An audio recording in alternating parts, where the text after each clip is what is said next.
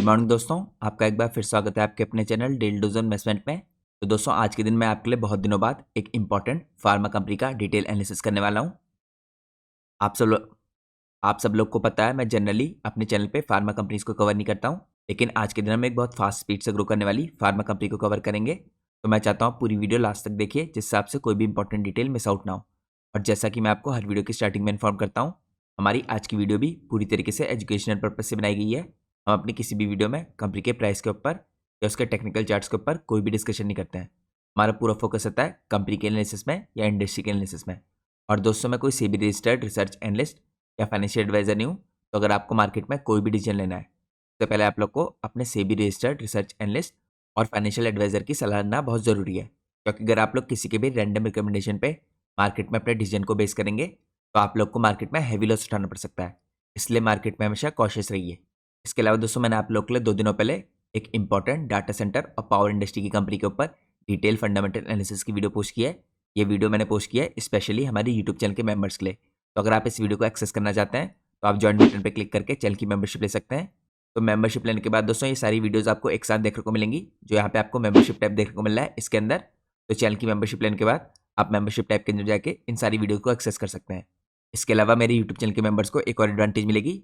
Channel की membership लेने के बाद आपको मेरे मेंबर्स ओनली टेलीग्राम चैनल को ज्वाइन करने का मौका मिलेगा। तो चैनल की मेंबरशिप लेने के बाद आपको पोस्ट पे क्लिक करना है। पोस्ट के अंदर आपको जो लिंक देखने को मिलता है, इस लिंक के थ्रू आप मेरा members only Telegram channel join कर सकते हैं। इसके अलावा दोस्तों मेरा एक जनरल टेलीग्राम चैनल भी है, आप उसको भी ज्वाइन कर सकते हैं। उसका लिंक आपको मेरी हर वीडियो के नीचे डिस्क्रिप्शन में देखने को मिल जाएगा। तो ये तो दोस्तों मैंने आपको चैनल की मेंबरशिप से रिलेटेड कुछ इंपॉर्टेंट डिटेल बताई। अब हम सीधे चलते हैं आज के हमारे डिटेल एनालिसिस में। तो जिस इंपॉर्टेंट फार्मा कंपनी के ऊपर आज हम डिटेल में डिस्कशन करने वाले हैं, इस कंपनी का नाम है साई लाइफ साइंसेज। तो दोस्तों हम सबसे पहले एक ग्लांस में इस कंपनी के बारे में कुछ बेसिक डिटेल चेकआउट करते हैं। अगर आप सबसे पहले देखें, कंपनी को यहाँ पे 25 ईयर का एक्सपर्टीज है, इस फील्ड में कंपनी काम कर रही है। तो कंपनी दोस्तों फॉर्म हुई थी 1999 में।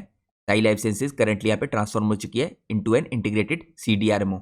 अगर आप लोग को दोस्तों पता नहीं कि CDRMO होता क्या है, तो CDRMO का फुल फॉर्म है कॉन्ट्रैक्ट रिसर्च डेवलपमेंट और मैन्युफैक्चरिंग ऑर्गेनाइजेशन। तो दोस्तों इस तरह की कंपनियां देखें इंटीग्रेटेड फार्मास्यूटिकल सर्विस प्रोवाइड करती हैं, यहाँ पे कंबाइन करती हैं रिसर्च को, डेवलपमेंट को, मैन्युफैक्चरिंग होती है इसके अंदर अंडर वन रूफ, और इसके अलावा एक्सलेट किया जाता है यहाँ पे कमर्शलाइजेशन को। तो इस तरह की फर्म्स दोस्तों प्रोवाइड करती हैं एंड टू एंड सर्विसेज, जो क्रूशल होती है यहाँ पे कॉम्प्लेक्स बायोलॉजिकल और यहाँ पे सेल जीन थेरेपीज के लिए। तो जेनरिक फार्मास के मुकाबले दोस्तों इनके अंदर ज़्यादा मोट होता है, तो ये काफ़ी इंपॉर्टेंट है जो इनको डिफ्रेंशिएट करता है बाकी कंपनियों से। अब मैं आपको दोस्तों आगे चेकआउट कराऊंगा कैसे कंपनी बाकी कंपनियों से डिफरेंट है। उससे पहले हम कुछ बेसिक इन्फॉर्मेशन और जान लें कंपनी के बारे में।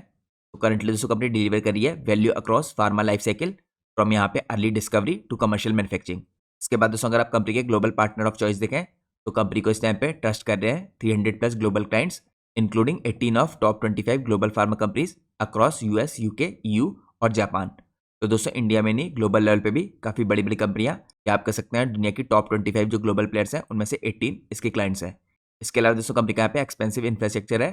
कंपनी के पास वर्ल्ड क्लास R&D और मैन्युफैक्चरिंग फैसिलिटीज़ हैं अक्रॉस हैदराबाद, बिदर, मैनचेस्टर और बॉस्टन।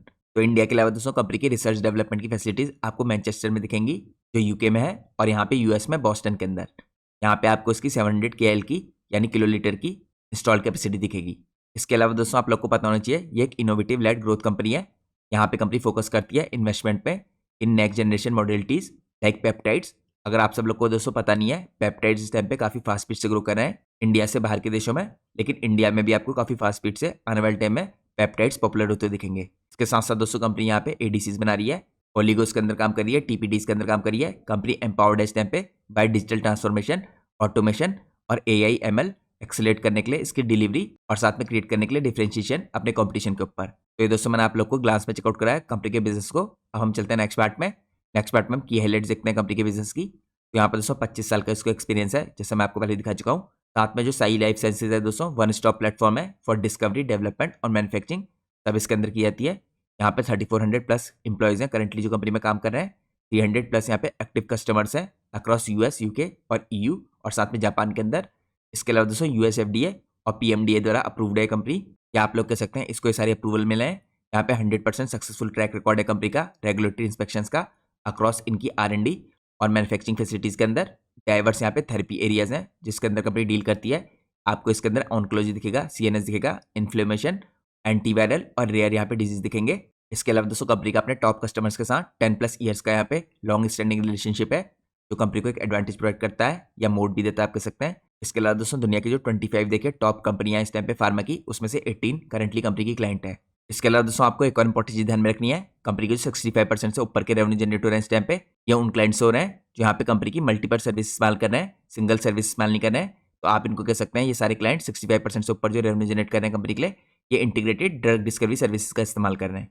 इसके अलावा दोस्तों 18 मंथ का टाइम होता है जिसके अंदर कंपनी यहाँ पे डिस्कवरी करती है और उसके बाद उसको हिट करती है जिससे उनका प्रोडक्शन शुरू किया जा सके। इसके अलावा दोस्तों कंपनी के पास 30 यहाँ पे कमर्शियल मॉलिक्यूल्स हैं जिनको कंपनी इस टाइम पे बनाती है। इसके बाद आपको 6 मॉलिक्यूल्स दिखेंगे जो अभी करंटली फेज 3 में है, प्री रजिस्ट्रेशन से पहले। इसके अलावा दोस्तों 40+ यहाँ पे आपको प्रोग्राम्स दिखेंगे जो एडवांस स्टेज में इस टाइम पे टू IND, और यहाँ पे आप कह सकते हैं फेज 1, फेज 2 या फेज 3 के अंदर है। 5 मॉलिक्यूल्स यहाँ पे फ्रॉम डिस्कवरी टू मार्केट के प्रोसेस में है। तो ये मैंने आपको कंपनी की कुछ इंपॉर्टेंट हाइलाइट्स चेकआउट कराई। अब हम चलते हैं नेक्स्ट पार्ट में। नेक्स्ट पार्ट में हम चेकआउट करते हैं कंपनी की ग्लोबल प्रेजेंस को। तो जैसा मैंने आपको बताया दोस्तों, इंडिया के अंदर कंपनी मैन्युफैक्चरिंग करती है, लेकिन यहाँ पे ग्लोबल लेवल पे रिसर्च एंड डेवलपमेंट करती है। तो कंपनी की दोस्तों जो रिसर्च की लेबोरेटरीज हैं यहाँ पे डिस्कवरी और डेवलपमेंट करती है कंपनी, ये लोकेटेड है नियर ओवरसीज इनोवेशन हब्स। यहाँ पे ग्रेटर बोस्टन के अंदर दिखेगी आपको US में, और मैनचेस्टर में यहाँ पे UK के अंदर। ये कॉम्प्लीमेंटेड है दोस्तों बाय लार्ज स्केल लेबोरेटरीज और इसके अलावा मैन्युफैक्चरिंग फैसिलिटीज जो इनकी कॉस्ट कॉम्पिटिटिव है इंडिया के अंदर। तो यहाँ पर दोस्तों काफी बड़े तरीके से बाहर कंपनी रिसर्च डेवलपमेंट करती है और इंडिया के अंदर को काफी सस्ता पड़ता है इस टाइम पे, कॉस्ट कॉम्पिटिटिव होती है यहाँ पे फैसिलिटीज के अंदर मैन्युफैक्चरिंग करना। तो इंडिया में कंपनी मैन्युफैक्चरिंग करती है। यहाँ पे आपको देखिए मैनचेस्टर में इसका प्रोसेस R&D लैब दिखेगा एडरली पार्क में। इसके अलावा आपको एक्सप्लोरेटरी बायोलॉजी लैब दिखेगी in Cambridge Boston life sciences ecosystem. तो ये कंपनी का ग्लोबल डिलीवरी मॉडल है। यहाँ पे कंपनी की जो बेदर में और यहाँ पे हैदराबाद के अंदर फैसिलिटी है दोस्तों 700 किलोलीटर GMP मैन्युफैक्चरिंग की और 13 एकड़ की इंटीग्रेटेड R&D कैंपस इन जिनोम वैली, इसके अंदर कंपनी यहाँ पे प्रोडक्शन करती है। तो साई लाइफ साइंसेज ने दोस्तों इसको यहाँ पे स्ट्रेटेजिकली लोकेट किया है, कंबाइन करने के लिए इनोवेटिव एक्सेस, क्लाइंट प्रोक्सिमिटी और यहाँ पे कॉस्ट इफेक्टिवनेस। तो मैंने आपको चेकआउट कराई कंपनी की ग्लोबल प्रेजेंस। अब हम चलते हैं नेक्स्ट पार्ट में। नेक्स्ट पार्ट में दोस्तों मैं आपको चेकआउट कराता हूँ यहाँ पे कंपनी का बिजनेस बाकी बिजनेस से क्यों डिफरेंट है। तो अगर आप देखें दोस्तों ट्रेडिशनल जो इंडियन फार्मा कंपनीज है उसके मुकाबले साई लाइफ साइंसेज के बिजनेस में क्या फर्क है। तो यहाँ पे कंपनी का जैसे मैंने आपको पहले बता दिया है CRDMO मॉडल है। यहाँ पे अगर आप देखें दोस्तों कोर बिजनेस में क्या डिफरेंस है, तो जो जेनेरिक ड्रग्स इस टाइम पे ये कॉपी करते हैं पेटेंटेड मॉलिक्यूल्स की, लेकिन यहाँ पे जो साई लाइफ साइंसेज है दोस्तों ये सर्विस प्रोवाइड करती हैं इनोवेटर्स को और कंपनीज को यहाँ पे नए ड्रग की डिस्कवरी के लिए और मैन्युफैक्चरिंग के लिए। तो काफी बड़ा डिफरेंस दिखेगा आपको। रेवेन्यू का अगर आप सोर्स देखें इन दोनों कंपनीज का, यहाँ पे ट्रेडिशनल फार्मास का और यहाँ पे CRDMO कंपनीज का। तो ट्रेडिशनल फार्मा दोस्तों सेल करते हैं ओन ब्रांडेड या जेनरिक फॉर्मुलेशन APIs कह सकते हैं जिससे आप, लेकिन साई लाइफ साइंसेज जैसी कंपनियां दोस्तों यहाँ पे कॉन्ट्रैक्ट रिसर्च करती है, डेवलपमेंट करती है, मैन्युफैक्चरिंग करती हैं और इसके अलावा यहाँ पे CDRMO की फीस होती है इनकी। इसके अलावा दोस्तों अगर आप क्लाइंट टाइप्स देखें तो क्लाइंट टाइप्स आपको यहाँ पे जनरल में पेशेंट दिखेंगे, डिस्ट्रीब्यूटर दिखेंगे और गवर्नमेंट दिखेगी। इनके अंदर आपको ग्लोबल इनोवेटर फार्मा कंपनीज दिखेंगी जो इनकी क्लाइंट होती हैं और बायोटेक कंपनीज दिखेंगी। इसके अलावा अगर आप रिस्क का प्रोफाइल देखें तो यहाँ पे जो जनरल फार्मा कंपनी होती है दोस्तों जेनरिक फार्मा, इनके अंदर रिस्क काफी हाई होता है रेगुलेटरी, यहाँ पे प्राइस का इरोजन भी होता है। फिर यहाँ पे हम CRDMO के अंदर देखें तो ये प्रोजेक्ट बेस्ड बिजनेस होता है दोस्तों, यहाँ पे लॉन्ग टर्म के कॉन्ट्रैक्ट्स होते हैं और यहाँ पे माइलस्टोन ड्रिवन होते हैं। अगर आप जेनरिक फार्मास देखें तो mostly India plus regulatory markets में US यूरोप के अंदर एक्सपोर्ट करते हैं, लेकिन साई लाइफ साइंसेज जैसी कंपनियां दोस्तों स्ट्रॉन्ग प्रेजेंस रखती हैं US में, यूरोप में और जापान के अंदर भी। अब यहाँ पे अगर आप इनको कंपेयर करें इनोवेटिव फोकस के ऊपर, तो जो जेनरिक फार्मा होती है दोस्तों यहाँ पे इनोवेशन का लिमिटेड फोकस होता है, यहाँ पे रिवर्स इंजीनियरिंग होती है। लेकिन जो साई लाइफ साइंसेज जैसी कंपनियां हैं या जो CRDMOs है यहाँ पे आपको हाई इनोवेशन दिखेगा, ये सपोर्ट करते हैं नए मॉलिक्यूलर एंटिटीज को। तो हम कह सकते हैं ओवरऑल यहाँ पे साई लाइफ साइंसेज एक प्योर प्ले यहाँ पे इंटीग्रेटेड CRDMO है जिसका फोकस यहाँ पे स्मॉल मॉलिक्यूल्स पे फॉर ग्लोबल इनोवेटर्स, और ये कंपनी पार्टनर करती है यहाँ पे बायोटेक और बिग फार्मास के साथ हेल्प करने के लिए इनको डिस्कवर करने में, डेवलप करने में और कमर्शियली यहाँ पे मैन्युफैक्चरिंग करने में नए ड्रग की।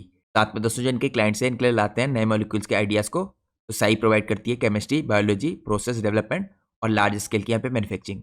तो मैंने आपको एक बेसिक डिफरेंस चेकआउट कराया है यहाँ पे इसके बिजनेस में और जेनरिक फार्मा में। अब हम चलते हैं नेक्स्ट पार्ट में। यहाँ पे दोस्तों अगर आप चेकआउट कीजिए करंटली कंपनी एक लीडिंग CRDMO है with scaled operations across both verticals. यहाँ पे साई लाइफ साइंसेज आपको दोस्तों ऑपरेट करती हुई दिखेगी बोथ वर्टिकल्स में, CRO और CDMO जो ऑफर करते हैं यहाँ पे end to end platform for global pharmaceutical और बायोटेक कंपनीज। यहाँ पे अगर आप फेज 1 देखें दोस्तों इसके अंदर डिस्कवरी की जाती है, CRO होता है जो यहाँ पे मेडिसिनल केमिस्ट्री, कंप्यूटेशन और ड्रग डिस्कवरी होती है। इसके बाद यहाँ पे बायोलॉजी और फार्माकोलॉजी के ऊपर रिसर्च होती है, यहाँ पे DMP के और टॉक्सिकोलॉजी की स्टडीज होती हैं। इसके बाद प्री क्लिनिकल रिसर्च और यहाँ पे IND फाइलिंग होती है। इसके बाद दोस्तों सेकंड फेज होता है यहाँ पे डेवलपमेंट का, इसके अंदर CRO और आपको CDMO दिखेगा। यहाँ पे प्रोसेस डेवलपमेंट होती है, ऑप्टिमाइजेशन होता है, एनालिटिकल डेवलपमेंट होता है, वैलिडेशन होता है, फॉर्मुलेशन डेवलप किया जाता है, उसके अलावा स्टेबिलिटी स्टडीज की जाती हैं। फिर क्लिनिकल ट्रायल सप्लाईज होती है दोस्तों फेज 1 और 3 के अंदर। फिर आपको इसके अंदर रेगुलेटरी कंप्लाइंसेस दिखेंगी और क्वालिटी एश्योरेंस दिखेंगे। इसके बाद दोस्तों थर्ड फेज होता है, इसके अंदर मैन्युफैक्चरिंग की जाती है यानी CDMO। यहाँ पे आपको APIs दिखेंगे, एक्टिव फार्मास्यूटिकल इंग्रेडिएंट्स, जिनकी मैन्युफैक्चरिंग होती है। टेक्नोलॉजी ट्रांसफर किया जाता है, स्केल अप किया जाता है और उसके बाद कमर्शियल यहाँ पे प्रोडक्शन होता है ग्लोबल सप्लाई चेन के अंदर। यहाँ पे आपको दोस्तों रेगुलेटरी देखिए कंप्लाइंट मैन्युफैक्चरिंग दिखेगी US FDA के द्वारा और PMDA के द्वारा। तो CRDMO बिजनेस के अंदर दोस्तों थर्ड फेज है मैन्युफैक्चरिंग का। तो अगर हम इसे समराइज करें तो आप कह सकते हैं सीमलेस यहाँ पे इंटीग्रेशन होता है, वन स्टॉप सोल्यूशन है, क्योंकि ये from research to commercial production. Regulatory यहाँ पे एक्सीलेंस होती है, कंप्लायंसेज होती हैं विद ग्लोबल स्टैंडर्ड्स, USFDA हो गया या PMDA हो गया। फिर यहाँ पे प्रोसेसेस दोस्तों स्केलेबल और फ्लेक्सिबल होती हैं सपोर्ट करने के लिए इमर्जिंग यहाँ पे बायोटेक और लीडिंग फार्मा कंपनीज को। तो मैंने आपको चेकआउट कराया दोस्तों किस हिसाब से इनके ऑपरेशन होते हैं अलग अलग स्टेजेस में अक्रॉस यहाँ पे अलग अलग वर्टिकल्स। अब हम चलते हैं नेक्स्ट पार्ट में। नेक्स्ट पार्ट में हम चेकआउट करते हैं डिस्कवरी सर्विसेज जो CRO सर्विसेज है कंपनी की। तो यहाँ पर दोस्तों कंसिस्टेंट रेवेन्यू ग्रोथ आ रही है कंपनी की। अगर आप देखें FY21 से FY25 के बीच में, तो यहाँ पे कंसिस्टेंट कंपनी ने ग्रोथ करके दिखाई है CRO सर्विसेज के थ्रू 35% के CAGR की। तो दोस्तों कंपनी के लिए काफी बड़े मॉडल इस टाइम पे डिस्कवरी सर्विसेज का कंसिस्टेंट यहाँ पे रेवेन्यू ग्रोथ आपको आती हुई दिख रही है। यहाँ पे अगर आप कस्टमर का स्प्लिट देखें दोस्तों फार्मा और बायोटेक में, तो FY24 में आपको फार्मा का 33% दिख रहा था और यहाँ पे बायोटेक का 67% का। अब यहाँ पे आपको थोड़ा इवन होते दिख रहा है, फार्मा का 38% का और बायोटेक का 62% का। अब यहाँ पर दोस्तों अगर आप क्लाइंट की स्टिकनेस देखें तो यहाँ पे सही लाइफ साइंसेज जैसी कंपनियों के लिए ये भी काफी इंपॉर्टेंट फैक्टर है। यहाँ पे 65% जो कंपनी के रेवेन्यू आए हैं दोस्तों अपने कस्टमर से FY23 से 25 के बीच में, इन्होंने मोर देन यहाँ पे सिंगल सर्विस ली है। तो आप कह सकते हैं इंटीग्रेटेड डिस्कवरी सर्विसेज का यहाँ पे फायदा उठाते हैं इनके कस्टमर। तो 65% दोस्तों कंपनी ने रेवेन्यू ऐसे जनरेट किया है अपनी यहाँ पे discovery services multiple services single clients को प्रोवाइड करके। तो अगर कोई क्लाइंट दोस्तों आपकी मल्टीपल सर्विस लेगा तो वहाँ पे ऑटोमेटिक है कि स्टिकनेस भी बढ़ जाएगी बिजनेस के अंदर। इसके अलावा कंपनी की डेडिकेटेड फैसिलिटी है दोस्तों अमंग द फ्यू यहाँ पे CROs है with a dedicated facility for global innovators. और अब दोस्तों इसको स्केल कर रहे हैं बाय 30% सपोर्ट करने के लिए ग्रोइंग डिमांड और यहाँ पे डीपन करने के लिए अपने इंटीग्रेशन को। इसके अलावा दोस्तों अगर आप देखें मॉड्यूलिटीज एक्सपेंशन, तो यहाँ पे कंपनी एक्सपेंड कर रही है कैपेबिलिटीज के अंदर, ADCs में, TPDs में और पेप्टाइड्स के अंदर। इसके अलावा CGTs और कई इस तरह के इंपॉर्टेंट मॉड्यूलिटीज के अंदर। तो पहले से दोस्तों कंपनी की CRO सर्विस काफी फास्ट स्पीड से ग्रो कर रही है और कंपनी यहाँ पे लगातार एक्सपेंशन भी कर रही है। अब हम चलते हैं नेक्स्ट पार्ट में। नेक्स्ट पार्ट में हम यहाँ पे चेकआउट करते हैं डिस्कवरी सर्विसेज कंपनी की कैसे यहाँ पे स्केल कर रही है इनोवेशन के थ्रू और ड्राइव कर रही है इम्पैक्ट को। तो मैं आपको पहले चेकआउट करा चुका हूँ दोस्तों 65% ऑफ डिस्कवरी प्रोग्राम यहाँ पे इंटीग्रेटेड है with active use of next generation biology, automation, AI to accelerate यहाँ पे डेवलपमेंट और इंप्रूव आउटकम्स। यहाँ पे अगर आप सबसे पहले देखें एक्सपेंडिंग कोर कैपेबिलिटीज कर रही कंपनी यहाँ पे स्केल कर रही है यहाँ पे अपनी केमिस्ट्री को, बायोलॉजी को, DMP को और इसके अलावा in vivo labs delivering faster paralyse research. इसके अलावा आपको कोलोनाइज और ग्लोबल टर्म्स दिखेंगी। हैदराबाद कैंपस से दोस्तों जो और जो बोस्टन बायोलॉजिकल लैब है इस टाइम पे ये एनेबल करते हैं सीमलेस कोलैबोरेशन और रैपिड यहाँ पे टेक ट्रांसफर। इसके बाद आपको यहाँ पे टेक एनेबल्ड ड्रग डिस्कवरी दिखेगी, AI एनेबल्ड यहाँ पे रेट्रोसिंथेसिस टूल्स हैं, आई यहाँ पे आपको थ्रू आउटपुट दिखेगा इनका, एक्सपेरिमेंटेशन करते हैं यहाँ पे, DMP की यहाँ पे ऑटोमेशन है और CADD इन सिलिकॉन टूल्स। फिर यहाँ पे स्पेशलाइज आपको मॉडलिटीज दिखेंगी, पेप्टाइड्स, ADCs, पेलोड्स, ओलिगोस, TPDs और यहाँ पे ड्राइव कर रहे हैं सब हाई वैल्यू डिस्कवरी ग्रोथ। इसके बाद दोस्तों आपको नेक्स्ट जनरेशन के यहाँ पे प्री क्लिनिकल मॉडल्स दिखेंगे। इसके अंदर ऑर्गेनॉइड्स आते हैं, सेफ्रॉइड्स आते हैं, ये एनेबल करते हैं यहाँ पे प्रेडिक्टिव FDA अलाइंड यहाँ पे एफिकेसी और टॉक्सिसिटी की टेस्टिंग भी होती है। तो कंपनी की जो डिस्कवरी सर्विस है यहाँ पे कंपनी स्केल करी है अपने इनोवेशन को और ड्राइव कर रहे हैं सब इम्पैक्ट को। अब हम चलते हैं नेक्स्ट पार्ट में। नेक्स्ट पार्ट में दोस्तों हम चेकआउट करते हैं CMC सर्विसेज कंपनी की। यहाँ पे आपको CDMO दिखेगा, यहाँ पे कंसिस्टेंट रेवेन्यू ग्रोथ आती हुई दिख रही है आपको इसके अंदर भी। तो अगर आप देखें दोस्तों FY21 से लेकर FY25 में यहाँ पे ग्रोथ आती हुई दिखी है आपको इन सर्विसेज के अंदर 17% के CAGR की। यहाँ पे अगर आप कस्टमर स्प्लिट देखें दोस्तों तो फार्मा के अंदर 79% का था FY24 में और बायोटेक के अंदर 21% का था। लेकिन यहाँ पे और भी तगड़ा शिफ्ट हो रहा है, फार्मा के अंदर 91% का आ गया है और बायोटेक के अंदर खाली 9% का रहा है। यहाँ पे एंड टू एंड दोस्तों कैपेबिलिटीज है कंपनी के पास फ्रॉम IND थ्रू कमर्शलाइजेशन। यहाँ पे इसके अलावा आपको फोकस दिखेगा ऑन कॉम्प्लेक्स केमिस्ट्रीज, ADC प्लेलोड्स और लिंकर्स।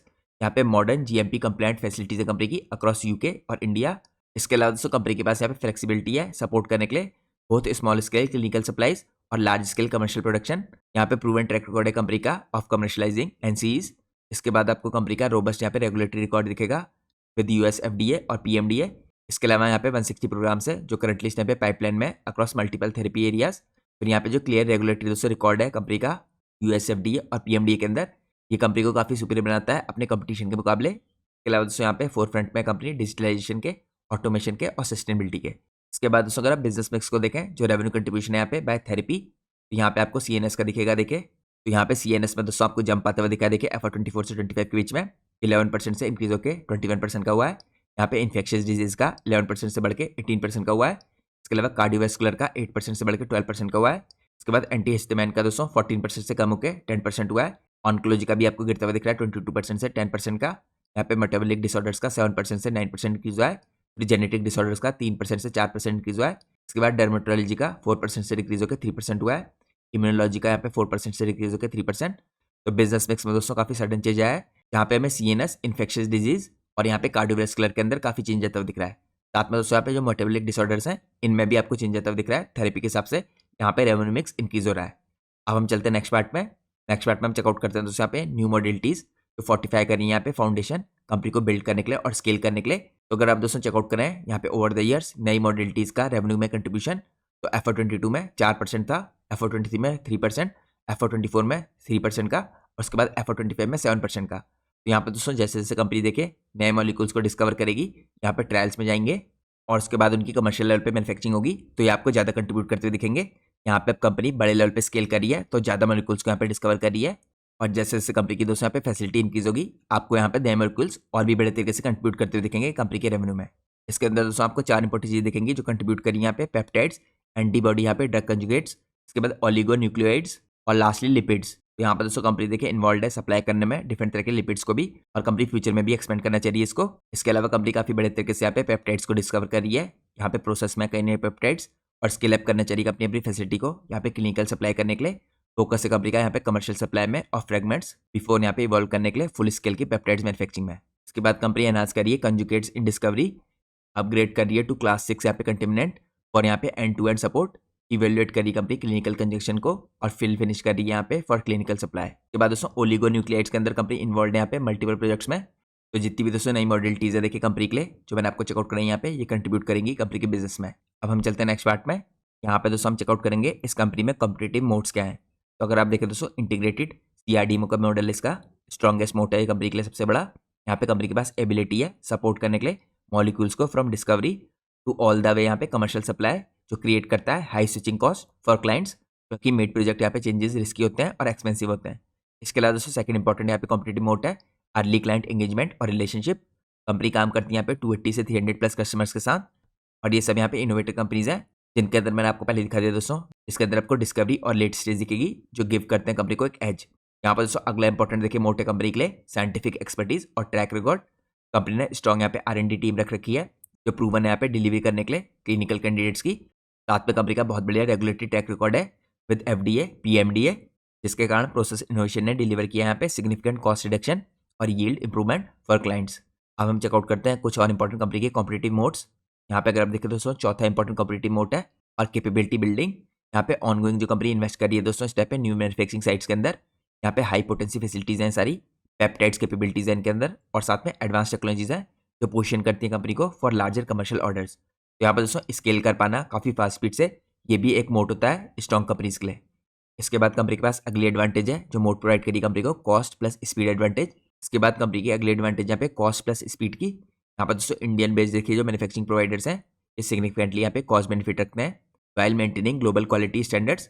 तो प्रॉक्सिमिटी है दोस्तों इस टाइम पे जो क्लाइंट्स की in early stages plus Indian scale up यहाँ पे फास्टर और चीपर डेवलपमेंट होता है। तो यहाँ पे कॉस्ट प्लस स्पीड एडवांटेज है। इसके बाद दोस्तों आपको यहाँ पे 6 मोड दिखेगा। यहाँ पे डाइवर्सिफाइड और स्टिकी रेवेन्यू। यहाँ पे जो मिक्स है CRO का दोस्तों जो डिस्कवरी होती है और जो CDMO होता है जो मैन्युफैक्चरिंग की प्रोसेस होती है विद ग्रोइंग यहाँ पे कमर्शियल स्टेज मॉलिक्यूल्स ये प्रोवाइड करते हैं बेटर विजिबिलिटी और हायर मार्जिन। तो यहाँ पे कंपनी के डाइवर्सिफाइड और स्टिकी रेवेन्यू है। तो आप कह सकते हैं दोस्तों इन शॉर्ट यहाँ पे मोस्ट फार्मा कंपनी जो है कम्पीट करती हैं प्राइस के साथ इन यहाँ पे जेनरिक मार्केट्स लेकिन साई लाइफ साइंसेज जैसी कंपनियां दोस्तों कम्पीट करती हैं ऑन साइंस इंटीग्रेशन और यहाँ पे पार्टनरशिप डेप्स के साथ यहाँ पे इन और पार्टनरशिप डेप्स के साथ इन हाई ग्रोथ इनोवेटर और पार्टनरशिप डेप्स के साथ और पार्टनरशिप डेप्थ के साथ और पार्टनरशिप डेप्थ के साथ इन हाई ग्रोथ यहाँ पे इनोवेटर आउटसोर्सिंग स्पेस। और ये मॉडल यहाँ पे सपोर्ट करता है हायर मार्जिन को बेटर ग्रोथ विजिबिलिटी को। यहाँ में दोस्तों कंपनी के देखे रिजल्ट्स में देखने को मिलता है जब कंपनी के मार्जिन लगातार एक्सपेंड हो रहे हैं जो मैं आपको आगे चेकआउट कराऊंगा। साथ में कंपनी के पास दोस्तों यहाँ पे स्ट्रॉन्गर क्लाइंट स्टिकीनेस है जिसके कारण मार्केट कंपनी को इस तरह के प्राइम वैल्यूएशंस देती है। जो मेन रिस्क है इस टाइम पे वो आता है एग्जीक्यूशन से, लार्ज कैपेक्स से, डिपेंडेंसी से ऑन क्लाइंट पाइपलाइन और इसके अलावा रेगुलेटरी हर्डल्स अगर न्यू फैसिलिटीज के अंदर आते हैं तो इससे। तो अगर आप लोग कंपनीज को स्टडी करते हैं तो इस तरह की चीज़ों को लगातार ट्रैक कीजिए। अब हम चलते हैं नेक्स्ट पार्ट में। यहाँ पे हम चेकआउट करते हैं कंपनी के लिए की ग्रोथ ड्राइवर्स। तो यहाँ पर दोस्तों अगर आप देखें कंपनी के ग्रोथ ड्राइवर में, तो स्केल करी कंपनी अपनी कैपेसिटी को और इंफ्रास्ट्रक्चर को, तो ये काफ़ी बड़ा ग्रोथ ड्राइवर होगा कंपनी के लिए। कंपनी की यहाँ पे कंटिन्यूस स्टेप पे स्ट्रेटेजी है कैपिटल इन्वेस्टमेंट की, जो करंटली इन लाइन है स्टेप पे इनके एनुअल कैपेक्स प्लान के साथ। यहाँ पे 700 करोड़ के आसपास का दोस्तों FY26 में कंपनी खर्च कर रही है। इसके अंदर इंक्लूडेड है दोस्तों यहाँ पे development of second manufacturing site, जो हैदराबाद के अंदर आपको होती दिखेगी। इसके अलावा स्ट्रेटेजी की यहाँ पे आपको इन्वेस्टमेंट दिख रहा है, जो नियरली यहाँ पे डबल करेगा साई की ओवरऑल मैन्युफैक्चरिंग कैपेसिटी को बाय FY27। तो दोस्तों काफ़ी बड़े लेवल पे कंपनी अपनी कैपेसिटी को डबल करना चाह रही है। इस कैपेसिटी एक्सपेंशन के साथ दोस्तों कंपनी यहाँ पे डाइवर्सिफाई भी कर रही है अपने फुटप्रिंट को और रिड्यूस कर रही है अपने कंसंट्रेशन रिस्क को भी। इसके बाद आपको अगला यहाँ पे की ग्रोथ ड्राइवर दिखेगा कंपनी का डाइवर्सिफाइंग पोर्टफोलियो। यहाँ पे 36 दोस्तों आपको मॉलिक्यूल्स दिखेंगे, 30 कमर्शियल है, फिर यहाँ पे जो 6 हैं आपको फेज 3 ट्रायल में दिखेंगे प्री रजिस्ट्रेशन। इसके बाद 160 आपको यहाँ पे दिखेंगे अर्ली फेज डेवलपमेंट में। तो कंपनी का स्टैब्लिश मॉडल है for a dedicated partnership. Average जो टेनर होता है दोस्तों इस टाइम पे ऑफ लार्ज फार्मा रिलेशनशिप, ये आपको कंपनी का 10 साल का दिख रहा है। दोस्तों जो भी बड़े कस्टमर इस टाइम पे इसके क्लाइंट है, उनके साथ कंपनी का 10 ईयर से ऊपर का रिलेशनशिप है। कंपनी के पास 200+ क्लाइंट्स हैं, साथ में 60+ इंटीग्रेटेड कोलैबोरेशन अंडर डिस्कवरी है। इसके बाद दोस्तों अगला इंपॉर्टेंट ग्रोथ ड्राइवर है साइंटिफिक और टैलेंटेड यहाँ पे लीडरशिप, जो ड्राइव करें यहाँ पे global program transfer to India across discovery, development और मैन्युफैक्चरिंग। रैपिडली कंपनी यहाँ पे एक्सपेंड करी है अपनी लीडरशिप बेंच को with experts from top CDMOs और ग्लोबल फार्मा। साथ में कंपनी स्ट्रेंथनिंग करी है अपनी कैपेबिलिटीज को इन न्यू मॉडलिटीज, जो मैंने आपको पहले चेकआउट कर दिया है, जिसके अंदर पेप्टाइड दिखेंगे आपको। यहाँ पे एनेबल करी कंपनी अपनी पाइपलाइन एक्सपेंशन को। कंपनी दोस्तों बिल्ड करी है फ्यूचर रेडी टीम अलाइन है जो इस टाइम पे टाई के स्केल अप और इनोवेटिव रोड मैप के साथ। तो मैंने आपको कुछ की इंपॉर्टेंट ग्रोथ ड्राइवर दिखाई कंपनी के। अब हम चलते हैं नेक्स्ट पार्ट में। नेक्स्ट पार्ट में हम चेकआउट करते हैं कैपेसिटी एक्सपेंशन को कंपनी के, जो करंटली अंडरवे है दोस्तों। कंपनी स्केल करी है from 700 kilolitre to 1150 kilolitre by 2026। तो यहाँ पर दोस्तों अगर हम चेकआउट करें कंपनी की करंट रिएक्टर कैपेसिटी, तो आपको PB11 इंटीग्रेटेड ब्लॉक और यूनिट 6 यहाँ पे एनिमल हेल्थ API ब्लॉक दिख रहा है। इसकी कैपेसिटी यहाँ पे 700 किलोलीटर की, दोस्तों इंक्रीज होकर आपको 2026 के अंत तक होती हुई दिखेगी 1150 किलोलीटर की। इसके अंदर आपको PB14-15 इंटरमीडिएट यहाँ पे ब्लॉक दिखेगा इन 5.9 एकड़। तो ये कैपेसिटी एक्सपेंशन दोस्तों कंपनी की ग्रोथ के लिए काफी इंपॉर्टेंट है। अब हम चलते हैं नेक्स्ट पार्ट में। नेक्स्ट पार्ट में हम चेकआउट करते हैं यहाँ पे CMS प्रोसेस और R&D ब्लॉक यहाँ पे कंपनी फोकस करी है। तो साई लाइफ साइंसेज ने दोस्तों यहाँ पे कमर्स कर दिया है कंस्ट्रक्शन इस टाइम पे ऑफ न्यू यहाँ पे CMS प्रोसेस R&D सेंटर का हैदराबाद के अंदर। यहाँ पे हैदराबाद के कैंपस में आपको दिखेगा है। टारगेट करी कंपनी यहाँ पे कंप्लीशन बाय सितंबर 2026। ये दोस्तों फैसिलिटी यहाँ पे डबल करेगी कंपनी की प्रोसेस R&D कैपेसिटी को, तो ये काफी पॉजिटिव बात है कंपनी के लिए। इसके अलावा डिजाइन है दोस्तों यहाँ पे सपोर्ट करने के लिए बहुत FTE और DPC यहाँ पे एंगेजमेंट मॉडल्स ये ऑफर करेगा यहाँ पे फ्लेक्सिबल कोलेब्रेशन और global innovators across early to late stage CMS programs. तो ये दोस्तों यहाँ पे टोटल होगी 25,000 स्क्वायर फीट की analytical lab under a single roof. तो ये भी कंपनी के कैपेक्स प्लान के अंदर है। अब हम चलते हैं नेक्स्ट पार्ट में। नेक्स्ट पार्ट में दोस्तों हम चेकआउट करते हैं ग्लोबल CRDMO इंडस्ट्री इस टाइम पे किस हिसाब से ग्रो कर रही है। तो करंटली दोस्तों एस्टिमेट है 2028 तक ये इंडस्ट्री ग्रो करके हो जाएगी $300 बिलियन से ऊपर की। तो काफी तगड़ी ग्रोथ होगी दोस्तों। अगर आप देखिए 2018 में $127 बिलियन की थी जो ग्लोबल CRDMO मार्केट थी, फिर ये दोस्तों 2023 में इंक्रीज होकर $196 बिलियन की हुई और 2028 तक ये अनुमान है कि $303 बिलियन की हो जाएगी। तो काफी तगड़ी आपको ग्रोथ आती हुई दिख रही है दोस्तों फ्यूचर में भी। अब यहाँ पे दोस्तों अगर आप ग्लोबल CRDMO मार्केट देखें बाय मॉडलिटी, तो $US बिलियन में दे रखी है। तो 2018 में दोस्तों स्मॉल मॉलिक्यूल्स आपको 106 दिख रहे थे और यहाँ पे लार्ज मॉलिक्यूल्स 21। फिर 2023 में इंक्रीज होकर स्मॉल मॉलिक्यूल्स 153 हुए और लार्ज मॉलिक्यूल्स 44। इसके बाद 2028 तक दोस्तों अनुमान है यहाँ पे 44 मॉलिक्यूल से इंक्रीज होकर 77 हो जाएंगे और यहाँ पे 153 से स्मॉल मॉलिक्यूल्स इंक्रीज होकर 225 हो जाएंगे। तो यहाँ पे दोस्तों ग्लोबल CRDMO मार्केट के अंदर जो मॉडलिटीज हैं ये भी आपको काफी शानदार तरीके से इंक्रीज होती हुई दिख रही है, क्योंकि मैं आपको पहले बता चुका हूँ दोस्तों लगातार यहाँ पे ग्रोइंग इन्वेस्टमेंट है पेप्टाइड्स के अंदर, ओलिगोस के अंदर, उसके अलावा ADCs के अंदर। तो साई लाइफ साइंसेज दोस्तों अपने को पोजीशन करिए इस टाइम पे कैप्चर करने के लिए ग्रोथ इन फास्टेस्ट एक्सपेंडिंग यहाँ पे CRDMO सेगमेंट ग्लोबली। तो अगर आप दोस्तों इस कंपाउंड एनुअल ग्रोथ रेट को देखें 23 से 28 के बीच में, तो 9% के कंपाउंड एनुअल ग्रोथ रेट से आपको मार्केट ग्रो करती हुई दिखेगी। 50+% का यहाँ पे आपको देखिए फार्मा R&D बजट दिख रहा है, तो आउटसोर्स किया जा रहा है टू CRDMOs। तो ये भी इंडस्ट्री के लिए काफी पॉजिटिव बात है जो ड्राइव कर रहा है यहाँ पे स्ट्रक्चरल ग्रोथ को। इसके अलावा दोस्तों जो बायोलॉजिक्स हैं देखिए पेप्टाइड्स हैं और ओलिगोन्यूक्लियाइड्स हैं, ये एक्सपेक्टेड ड्राइव करेंगे 40% ऑफ टोटल ग्रोथ को 2028 तक। तो ओवरऑल दोस्तों CRDMOs के अंदर जो 40% की ग्रोथ है यहाँ पे कुछ इंपॉर्टेंट चीजें ड्राइव करेंगी जो मैंने आपको दिखाया। बायोलॉजिक्स हो गए जिसके अंदर पेप्टाइड्स हो गए।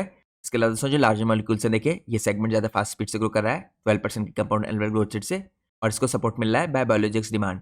इसके अलावा दोस्तों अगर आप देखें एशिया पैसिफिक जो मार्केट है प्रोजेक्टेड है ग्रो करेगी 12% की कंपाउंड एनुअल ग्रोथ रेट से। इंडिया के लिए काफी पॉजिटिव बात है। तो यही दुनिया में दोस्तों एशिया पैसिफिक सबसे फास्ट ग्रोइंग मार्केट है इस टाइम पे। इसके बाद आपको दिखेगी यहाँ पे यूरोप की मार्केट जो 10% की कंपाउंड एनुअल ग्रोथ रेट से ग्रो करी है और नॉर्थ अमेरिका की 5% से। तो मैंने आपको चेकआउट कराया दोस्तों ग्लोबल CRDMO इंडस्ट्री इस टाइम पे इस हिसाब से ग्रो करने वाली है फ्यूचर में। अब दोस्तों हम चलते हैं नेक्स्ट पार्ट में। नेक्स्ट पार्ट में हम चेकआउट करते हैं इंडिया के कॉन्टेक्स्ट में। तो इंडिया के अंदर भी दोस्तों लगातार राइज हो रहा है स्ट्रेटेजिक यहाँ पे सीआरडीएमओ हब का। अगर आप चेकआउट करें यहाँ पे इंडिया की सीआरडीएमओ मार्केट, तो ये दोस्तों काफ़ी छोटी साइज़ की है। अगर आप 2018 में देखें तो खाली $4 बिलियन की थी, इसका 2023 में $7 बिलियन की हुई। लेकिन दोस्तों 23 से 28 के बीच में ये डबल हो जाएगी $14 बिलियन की। यहाँ पे अगर आप चेकआउट कीजिए दोस्तों ग्लोबल सीआरडीएमओ मार्केट बाय मॉडलिटी, यहाँ पे भी आपको ग्रोथ होती दिख रही है। 2018 में स्मॉल मॉलिक्यूल्स 4 से, फिर यहाँ पे 23 में 7 हुए और 28 तक ये 13 हो जाएंगे। इंडिया के अंदर दोस्तों यहाँ पे स्मॉल मॉलिक्यूल्स के अंदर फोकस है काफ़ी तगड़ा। अगर आप देखें यहाँ पे इंडियन सीआरडीएमओ इंडस्ट्री ये अमंग द फास्टेस्ट ग्रोइंग है इस टाइम पे वर्ल्ड वाइड, प्रोजेक्टेड है ग्रो करेगी 14% के कंपाउंड एनुअल ग्रोथ रेट से। दोस्तों एशिया के अंदर भी सबसे फास्ट स्पीड से आपको इंडिया की इंडस्ट्री ग्रो करती हुई दिख रही है। इसके बाद दोस्तों अगर आप देखें बाय 2028 सीडीएमओ जो है इस टाइम पे एक्सपेक्टेड है कंट्रीब्यूट करेगा 75% ऑफ इंडियाज यूएसडी 14 बिलियन यहाँ पे सीआरडीएमओ मार्केट का, growing to USD 11 billion, while जो सीआरओ है एक्सपेंड हो जाएगी यूएसडी 3 बिलियन की। तो कॉस्ट एफिशिएंसी भी दोस्तों यहाँ पे 30 to 40% की ग्लोबल स्टैंडर्ड्स की क्वालिटी है। तो मेक करती है इंडिया को एक preferred outsourcing destination for pharma sponsors. तो दोस्तों मैंने आपको डिटेल में चेकआउट कराया है यहाँ पे ग्लोबल लेवल पे और इंडिया के लेवल पे ये इंडस्ट्री के हिसाब से ग्रो कर रही है। और मैंने आपको दिखाया किस हिसाब से एशिया पैसिफिक रीजन सबसे फास्ट स्पीड से ग्रो कर रहा है यूरोप और यूएस के मुकाबले, और एशिया के अंदर भी इंडिया सबसे फास्ट स्पीड से ग्रो कर रहा है। अब हम चलते हैं दोस्तों अपने एनालिसिस के नेक्स्ट पार्ट में। नेक्स्ट पार्ट में हम चेकआउट करते हैं कंपनी के फाइनेंशियल्स को। तो दोस्तों आप लोग को पता है करंटली रिजल्ट सीजन चल रहा है, तो कंपनी के कुछ टाइम में क्वार्टर 4 के रिजल्ट्स आएंगे। लेकिन हम चेकआउट करते हैं कि कंपनी ने क्वार्टर 3 में कैसा परफॉर्मेंस किया है। तो क्वार्टर 3 FY25 के मुकाबले क्वार्टर 3 FY26 में ईयर ऑन ईयर बेस पे कंपनी के रेवेन्यू में 27% का जंप आया, जो काफ़ी अच्छी ग्रोथ है। यहाँ पे अगर आप दोस्तों मटेरियल मार्जिन देखें कंपनी के और मार्जिन देखें, तो मटेरियल मार्जिन यहाँ पे 319 करोड़ से इंक्रीज होकर 220, तो मटेरियल मार्जिन यहाँ पे 319 करोड़ से इंक्रीज होकर 429 करोड़ के हो गए। और यहाँ पे जो मार्जिन है दोस्तों 72.5% से इंक्रीज होकर 77% के हो गए।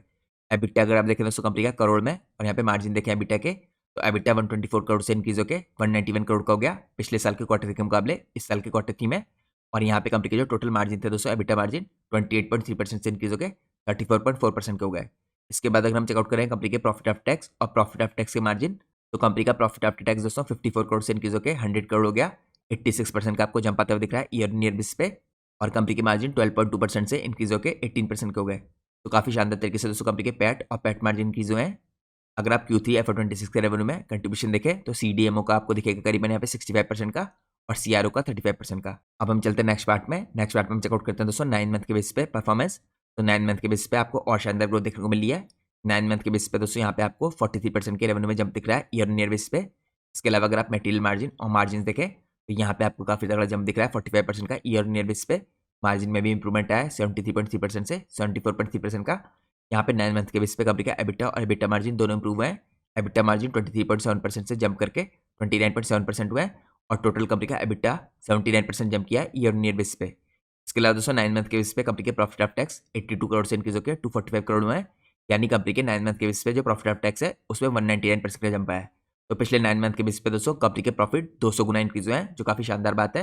इसके अलावा अगर आप देखें यहाँ पे कंपनी की मार्जिन तो 7.3% से यहाँ पे डबल से ज़्यादा इंक्रीज होकर 15.4% हो गए, और कंट्रीब्यूशन आपको सेम दिखेगा क्योंकि ये क्वार्टर 3 का रिजल्ट है। अब हम चलते हैं नेक्स्ट पार्ट में। नेक्स्ट पार्ट में दोस्तों हम चेकआउट करते हैं sustain growth momentum with expanding यहाँ पे प्रॉफिटेबिलिटी। कंपनी के दोस्तों लगातार मार्जिन में इंप्रूवमेंट आ रहा है। अगर आप 22, 23, 24 में देखें, उसके बाद 25 में देखें तो काफ़ी तगड़ा जंप आता हुआ दिख रहा है आपको।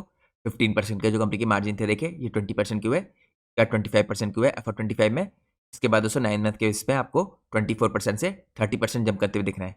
तो कंपनी ने काफ़ी शानदार तरीके से अपने को पोजीशन किया अचीव करने के लिए 15 to 20% की revenue compound annual growth rate. तो हमें क्लियरली दिखाता है दोस्तों कंपनी ने यहाँ पे सस्टेन ग्रोथ मोमेंटम जारी रखा है और एक्सपेंड करी कंपनी लगातार अपनी प्रॉफिटेबिलिटी को, अपने मार्जिन को एक्सपेंड करके। इसके अलावा दोस्तों अगर आप देखिए कंपनी करेंटली पोजीशन करी है अपने को अचीव करने के लिए 15 to 20% की यहाँ पे रेवेन्यू CAGR को ओवर नेक्स्ट 3 से 5 सालों में, और 28 से 30% की एबिटा मार्जिन को इन नेक्स्ट 2 से 3 सालों में। तो यहाँ पे काफ़ी शानदार तरीके से रेवेन्यू और प्रॉफिट में आपको ग्रोथ होती दिखेगी कंपनी के। तो यहाँ पे कंपनी ने अपनी इन्वेस्टर प्रेजेंटेशन में अपनी रेवेन्यू और ग्रोथ की गाइडेंस दी है। अब हम चलते हैं नेक्स्ट पार्ट में। नेक्स्ट पार्ट में हम चेकआउट करते हैं यहाँ पे बिजनेस हाइलाइट्स को। तो यहाँ पे दोस्तों मैनेजमेंट ने कह रखा है जो ग्लोबल मैक्रोज है कंटिन्यूसली फेवर कर रहे हैं इंडिया को एज आउटसोर्सिंग डेस्टिनेशन। इसके अलावा जो CRO बिजनेस है दोस्तों यहाँ पे ग्रोथ देखने को मिली है और टेक्नोलॉजी का एडवांसमेंट हो रहा है। साथ में कंपनी में दोस्तों CDMO ग्रोथ और पाइपलाइन की स्ट्रेंथनिंग होती हुई दिख रही है। तो कंपनी का कहना है दोस्तों जो CDMO बिजनेस है यहाँ पे कंटिन्यू करेगा यहाँ पे परफॉर्म करना काफ़ी बड़े तरीके से विद 90% प्लस आपको कंट्रीब्यूशन आता हुआ दिखेगा फ्रॉम फार्मा। इसके अलावा 7 नए मॉलिक्यूल्स कंपनी ने ऐड किए लेट फेज में, और ये आपको during the year commercial pipeline में आते हुए दिखेंगे, जो कंपनी के टोटल मॉलिक्यूल्स की संख्या को ले जाएगा 43। साथ में जो केपेक्स की प्रोग्रेस है दोस्तों इनलाइन है स्टेप पे जो कंपनी के प्लान है। इसके साथ कंपनी ने इन्वेस्ट कर दिया यहाँ पे 405 करोड़ अभी तक, और कंपनी का टोटल एम है यहाँ पे इन्वेस्ट करने का 700 करोड़ का FY26 तक। तो यहाँ पे दोस्तों जब क्वार्टर 4 के रिजल्ट आएंगे तो कंपनी बताएगी कि उन्होंने अभी तक कितना इन्वेस्ट किया है, क्योंकि लास्ट क्वार्टर से इस क्वार्टर में भी कंपनी ने कुछ खर्चा किया होगा कैपेसिटी एक्सपेंशन के अंदर। साथ में दोस्तों नई R&D फैसिलिटी जो कंपनी की हैदराबाद कॉम्प्लेक्स में है, ये भी आपको आती हुई दिखेगी। ये एक्सपेक्टेड है यहाँ पे कंप्लीट हो जाएगी अक्टूबर 26 तक। यहाँ पे दोस्तों अगर मैन्युफैक्चरिंग के अंदर देखें तो 450 यहाँ पे किलोलीटर कैपेसिटी एक्सपेंशन ऑनगोइंग हो रहा है। और यहाँ पे जो प्रोडक्शन ब्लॉक है जो 225 किलोलीटर कैपेसिटी, ये कमीशन होता दिखेगा आपको Q2 FY27 में। और सेकंड ब्लॉक होगा by end of FY27। Phase 1 में दोस्तों एनिमल हेल्थ एक्सपेंशन हो रहा है to be completed by March 27। और शॉर्टली इसके बाद दोस्तों एक्सपेक्ट करना है बिगिन कर देंगे validation for the commercial launch. तो ये मैंने आप लोग को दोस्तों कंपनी की बिजनेस हाइलाइट चेकआउट कराई। अब हम चलते हैं नेक्स्ट पार्ट में। नेक्स्ट पार्ट में हम चेकआउट करते हैं कंपनी के इस टाइम पे जो मैनेजिंग डायरेक्टर हैं और CEO हैं, जिनका नाम कृष्णा कनुमुरी है। इन्होंने क्या स्टेटमेंट दी है, तो इस स्टेटमेंट दोस्तों पिछले क्वार्टर की है, तो आपको फोकस करना है Q4 में जो रिजल्ट आते हैं उसके अंदर मैनेजमेंट क्या कह रहा है। तो इनिशियली तो दोस्तों इन्होंने यही बता रखा है कि उन्होंने काफी अच्छा परफॉर्म किया है यहाँ पे Q3 में।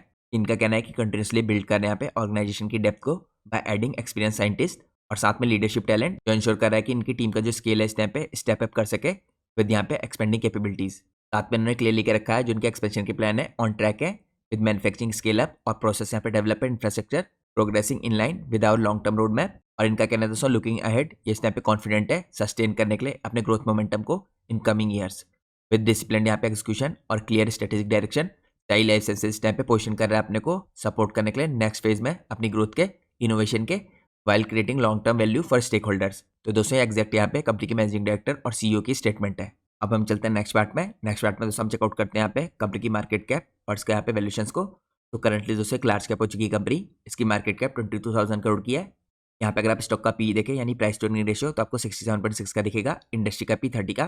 तो इंडस्ट्री के मुकाबले दोस्तों करंटली कंपनी का पी रेशियो काफी हाई दिख रहा है।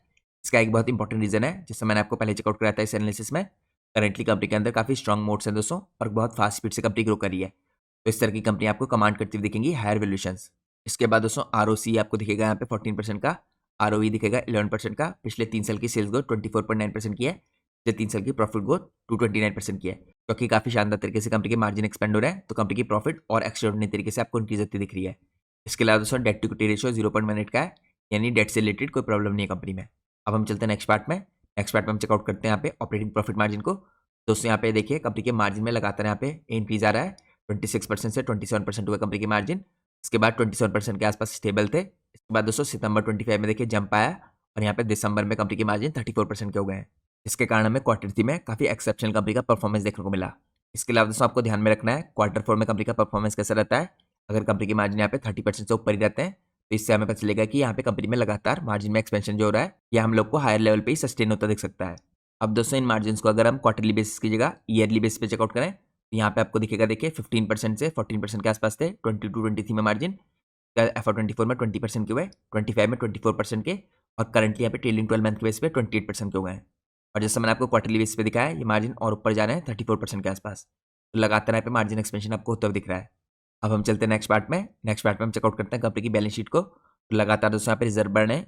अगर आप देखें दोस्तों पिछले 2 सालों में 957 करोड़ से रिजर्व बढ़ के 2108 करोड़ के हो गए और सितंबर 25 में 2249 करोड़ के। यहाँ पे दोस्तों कंपनी की बोरिंग्स देखिए ओवर द ईयर जो बढ़ के 2024 में 928 करोड़ की हो गई थी, इसमें आपको सडन डिक्रीज होता हुआ दिखा है, ये 300 से 400 करोड़ के बीच की दिख रही है आपको। तो यहाँ पे डेट टू इक्विटी रेशियो काफी सॉलिड है क्योंकि कंपनी के यहाँ पे रिजर्व काफी तगड़े हैं। इसके अलावा दोस्तों कंपनी के लगातार फिक्स एसेट बढ़ रहे हैं, 1000 करोड़ से आपको 1100 करोड़ होते दिखे 1400 करोड़, और इसके अलावा क्विकली मार्च 25 से लेकर यहाँ पे सितंबर 25 में 1488 करोड़ से 1622 करोड़। जैसे मैंने आपको दिखाया दोस्तों कंपनी अपनी कैपेसिटी को लगातार इंक्रीज कर रही है, कंपनी का जो R&D कैपेबिलिटीज है वो भी डबल होती दिखेंगी आपको, और इन्हीं सब चीज़ों के कारण कंपनी के फिक्स एसेट आपको बढ़ते हुए दिख रहे हैं। अब हम चलते हैं नेक्स्ट पार्ट में। यहाँ पे हम चेकआउट करते हैं कंपनी के कैश फ्लो को। तो कंपनी दोस्तों लगातार कैश जनरेट करी है अपनी ऑपरेटिंग एक्टिविटी से। अगर आप देखिए यहाँ पे मार्च 19 में 129 करोड़, 116 करोड़, यहाँ पे एक साल खाली नेगेटिव रहा था, उसके बाद 105 करोड़, 219 करोड़, 263 करोड़, और अभी यहाँ पे हाईएस्ट हो चुका है 314 करोड़। इसके अलावा कंपनी इन्वेस्ट भी करिए दोस्तों, तो कैश फ्रॉम इन्वेस्टिंग एक्टिविटी आपको नेगेटिव 536 करोड़ का दिख रहा है। इसके बाद अगर आप चेकआउट कीजिए दोस्तों नेट कैश फ्लो आपको 79 करोड़ के दिख रहे हैं। तो यहाँ पे मैंने आपको कंपनी के कैश फ्लो दिखाए। अब हम चलते हैं नेक्स्ट पार्ट में। नेक्स्ट पार्ट में हम चेकआउट करते हैं यहाँ पे कंपनी के की रेशियोज को। तो कंपनी के अंदर दोस्तों इन्वेंट्री डेज थोड़े बड़े हैं जो पिछले साल घटे थे। मार्च 23 में यहाँ पे 128 डेज से डिक्रीज होकर 72 डेज के हुए थे, ये हल्के से आपको मार्च 25 में बढ़ते हुए दिखे हैं 72 डेज से 93 डेज के। लेकिन दोस्तों हमें इस साल दिख रहा है क्योंकि इस साल के अभी आंकड़े आए नहीं है पूरे साल के, यहाँ पे कंपनी के इन्वेंट्री डेज किस हिसाब से दिखते हैं। इसके अलावा दोस्तों कैश कन्वर्जन साइकिल में भी देखिए यहाँ पे इंप्रूवमेंट आया, यहाँ पे 22 डेज से नेगेटिव 83 डेज के हुए हैं।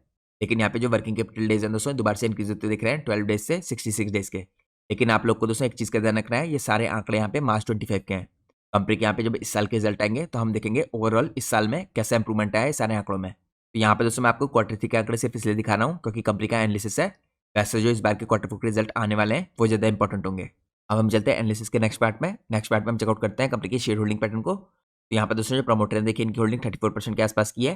लेकिन यहाँ पे अगर आप FIIs और DIs की होल्डिंग देखें तो बहुत ज़्यादा स्ट्रॉन्ग है दोस्तों। यहाँ पे कंबाइंड रूप से FIIs DIs की होल्डिंग मिला के 52% से ऊपर किया है। यहाँ पे आपको माइन्यूट से दोस्तों इंक्रीज होता दिख रहा है DIs की होल्डिंग में 31.41% से 31.54% मार्च 26 में। और यहाँ पे FIIs ने माइन्यूट से अपनी होल्डिंग को डिक्रीज किया है 21.41% से 21.17%। लेकिन यहाँ पे दोस्तों आपको बहुत इंटरेस्टिंग चीज़ देखनी है, एक साल के अंदर यहाँ पे काफ़ी शार्प इंक्रीज हुआ है DIs की होल्डिंग में। एक साल पहले करेक्टली यहाँ पे मार्च 25 में जो DIs की होल्डिंग थी दोस्तों 13.26% की थी, अगले क्वार्टर में इंक्रीज होकर 21% की हुई, फिर 29% की, फिर 31% की, और आपको करंटली मार्च 25 में भी माइनस से इंक्रीज होकर 31.54% की दिख रही है। तो पिछले एक साल से दोस्तों लगातार DIs अपनी होल्डिंग को इंक्रीज कर रहे हैं कंपनी में। इसके कारण आपको जो टोटल पब्लिक की होल्डिंग है दोस्तों एक साल के अंदर 39% से डिक्रीज होकर 12.69% की होती दिख रही है। तो ये दोस्तों मैंने आपको चेकआउट कराया कंपनी का शेयर होल्डिंग पैटर्न। इससे पहले हमने कंपनी के वैल्यूएशन देखे, इसकी बैलेंस शीट देखी, इसके कैश फ्लोज देखे।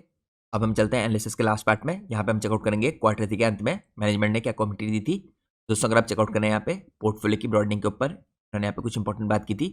मैनेजमेंट ने क्या रखा था कि पोर्टफोलियो की ब्रॉडनिंग करने यहाँ पे रिड्यूस करने के लिए डिस्टॉकिंग के रिस्क को मैनेजमेंट ने यहाँ पे रिपीट किया था कि जो CDMO है दोस्तों इस टाइम पे और ये ब्लाइंड साइडेड हो सकता है। इसके कारण दोस्तों कंपनी यहाँ पे ऐड करती हुई दिखी थी आपको 7 नए मॉलिक्यूल्स यहाँ पे late phase plus commercial pipeline में थे इन 9 मंथ FY26 के बेसिस पे। तो इस तरह का डाइवर्सिफिकेशन दोस्तों पोर्टफोलियो को ब्रॉडन करेगा और रिड्यूस करेगा डीस्टॉकिंग के रिस्क को। इसके बाद कंपनी यहाँ पे क्लैरिफाई किया था अपने स्प्लिट को 3 कमर्शियल और 4 यहाँ पे लेट स्टेज में है फेज 3 के अंदर जो प्रोडक्ट है इनके। यहाँ पे फिलॉसफी है कंपनी की, don't only chase very large assets. Company तभी भी एक्साइटेड है जब यहाँ पे मॉलिक्यूल्स 5 मिलियन से लेकर 10 मिलियन के बीच के होते हैं, क्योंकि एनेबल करता है कंपनी को क्रिएट करने के लिए ब्रॉडर बास्केट ऑफ मॉलिक्यूल्स और रिड्यूस करने के लिए सिंगल यहाँ पे प्रोडक्ट वोलेटिलिटी। इसके अलावा दोस्तों यहाँ पे जो टॉप कस्टमर है 12% यहाँ पे कंपनी के टोटल रेवेन्यू में कंट्रीब्यूट कर रहा है, नॉट जस्ट यहाँ पे CDMO। अब हम चलते हैं नेक्स्ट पार्ट में। यहाँ पे हम चेकआउट करते हैं कंपनी की कैपेक्स प्रोग्राम को और कैपेसिटी को। यहाँ पे कंपनी कंक्रीट टाइमलाइन रख रही है। और नेक्स्ट साइड की अगर आप देखिए दोस्तों नियर टर्म की जो कमीशनिंग है इसके माइलस्टोन में कंपनी ने क्या रखा है, हैदराबाद जो यूनिट 8 है यहाँ पे एक्वायर्ड साइट R&D यहाँ पे एक्सपेंशन हो रहा है फेज 1 का, कमीशनिंग हो जाएगी यहाँ पे Q4 FY26 में। तो इस क्वार्टर के रिजल्ट के बाद दोस्तों हमें पता चल जाएगा कि कंपनी ने इसकी कमीशनिंग की है कि नहीं। 200 यहाँ पे आपको फ्यूम हुड्स दिखेंगे फॉर डिस्कवरी केमिस्ट्री। इसके बाद प्रोसेस R&D बिल्डिंग होती दिखेगी आपको सिविल इंफ्रा के अंदर। यहाँ पे जो कमीशनिंग है दोस्तों सितंबर 26 में होती दिखेगी। यहाँ पे कंपनी डबल कर देगी अपनी टोटल प्रोसेस R&D कैपेसिटी को। इसके बाद पेप्टाइड्स PD प्लस यहाँ पे पायलट फैसिलिटी सितंबर 26 में आती हुई दिखेगी आपको, और OEB लैब्स आपको अक्टूबर 26 तक आते हुए दिखेंगे। यहाँ पे काफ़ी शानदार तरीके से कंपनी एक्सपेंशन करी है। मैन्युफैक्चरिंग एक्सपेंशन के अंदर अगर आप देखें दोस्तों जो नई साइट की प्लानिंग है, यहाँ पे जो बेदार एक्सपेंशन है ऐड करें यहाँ पे 225 किलोलीटर की कैपेसिटी बाय FY27 जून, और अनदर यहाँ पे 225 किलोलीटर की बाय Q4 FY27। ऑलमोस्ट दोस्तों यहाँ पे आपको इंक्रीज दिख रहा है 70% का कंपनी की मैन्युफैक्चरिंग कैपेसिटी में। तो इस 70% का इंक्रीज दोस्तों काफ़ी शानदार तरीके से कंपनी के रेवेन्यू को भी पुश करेगा। अब हम चलते हैं नेक्स्ट पार्ट में। यहाँ पे कंपनी ने अपने फ्यूचर के मार्जिन को लेकर भी बात कर रखी है। तो हम चेकआउट करते हैं कंपनी के एबिटा गाइडेंस का स्टांस क्या है। कंपनी ने यहाँ पे रिट्रेट किया है सस्टेन्ड यहाँ पे 28 से 30% की एबिटा को एज अ डेलिब्रेट यहाँ पे balance to maximise growth while managing growth related यहाँ पे चैलेंजेस। तो CFO ने क्या रखा दोस्तों एक्सपेक्ट कर रहे हैं सस्टेन करने के लिए इस मार्जिन को इन रेंज ऑफ 28 से 30%। तो काफ़ी पॉजिटिव बात है कंपनी के लिए। तो इनसे दोस्तों क्वेश्चन पूछा गया था कि यहाँ पे हायर क्यों नहीं गाइड कर रहे हैं डिस्पाइट अचीविंग यहाँ पे 30% रन रेट। तो मैनेजमेंट ने क्या रखा था कंटिन्यूसली इन्वेस्टमेंट करना है पीपल और टेक्नोलॉजी पे, तो पोटेंशियली यहाँ पे ग्रोथ जो है इस तरह की आगे आती हुई दिखेगी। इसके अलावा मैनेजमेंट का कहना है जो लार्जर फार्मा का वर्क है दोस्तों ऑफन इन्वॉल्व करता है ओपन बुक और ट्रांसपेरेंट यहाँ पे प्राइसिंग। तो लोअर टेक रेट होता है बट यहाँ पे हायर स्केल होता है, तो इस कारण से भी हायर गाइड नहीं कर रहे हैं इस टाइम पे।